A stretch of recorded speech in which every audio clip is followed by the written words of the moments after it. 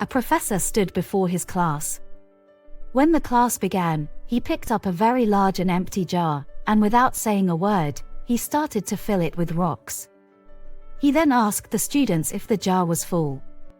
They agreed that it was. So the professor then picked up pebbles and put them into the jar. He shook the jar lightly. The pebbles, of course, rolled into the open areas between the rocks. He then asked the students again if the jar was full. They agreed it was.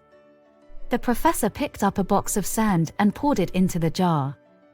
Of course, the sand filled up the remaining open areas of the jar. He then asked once more if the jar was full. The students responded with a unanimous yes.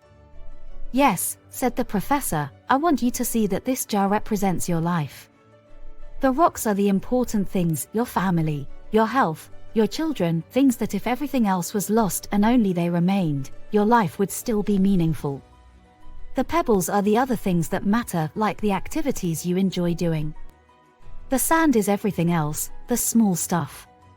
If you put the sand into the jar first," he continued, "there is no room for the pebbles or the rocks. The same goes for your life. If you spend all your time and energy on the small stuff, you will never have room for the things that are important to you.